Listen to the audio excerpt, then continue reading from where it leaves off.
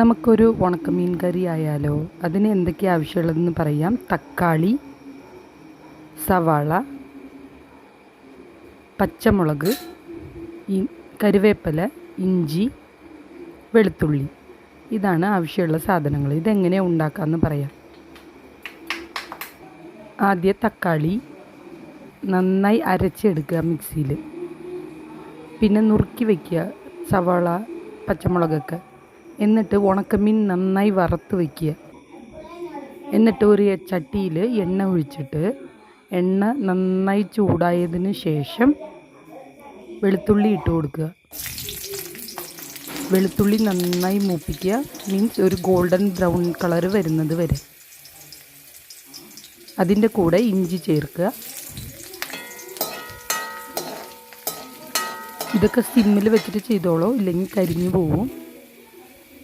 പിന്നെ കറിവേപ്പില ഇടുക. കറിവേപ്പില ഇട്ട് നന്നായി മൂപ്പിക്കുക. നന്നായി മൂത്ത് വരുമ്പോൾ പച്ചവാസനയൊക്കെ പോകുന്നത് വരെ നന്നായി മൂപ്പിക്കുക.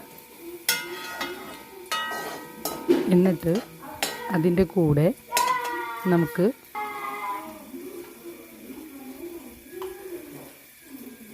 പച്ചമുളക് ചേർത്തിടാം. ഇത് ആവശ്യത്തിന്, എരിവ് എത്രയാ പാകം വേണ്ട അതിന് ആവശ്യത്തിന് ഇട്ട് കൊടുത്താൽ മതി. അതിൻ്റെ കൂടെ നുറുക്കി വെച്ച സവാള ചേർക്കുക. എന്നിട്ട് നന്നായി അതിൻ്റെ കൂടെ ഉപ്പിട്ട് നന്നായി മൂപ്പിക്കുക. അത് പിന്നെ അരച്ച് വെച്ച തക്കാളി അതിൻ്റെ കൂടെ ഒഴിച്ചു കൊടുക്കുക. കുറച്ച് വെള്ളം കൂടി ഒഴിച്ചു കൊടുത്തോളൂ. എന്നിട്ട് അതിൻ്റെ കൂടെ മഞ്ഞൾപ്പൊടി ഇടുക. മഞ്ഞൾപ്പൊടി, മുളക് പൊടി, ഓൾറെഡി നമ്മൾ പച്ചമുളക് ഇട്ടിട്ടുണ്ട്, അപ്പോൾ ആവശ്യത്തിന് എരിവ് ചേർത്തിക്കോളൂ. പിന്നെ മല്ലിപ്പൊടി, ഇത്രയേ ഉള്ളൂ. നന്നായി ഇളക്കി കൊടുക്കുക. എന്നിട്ട് ഇത് നന്നായി കളർ വരുമ്പോൾ നമ്മൾ വറുത്ത് വെച്ച ഉണക്കമീൻ അതിലിട്ട് കൊടുക്കുക.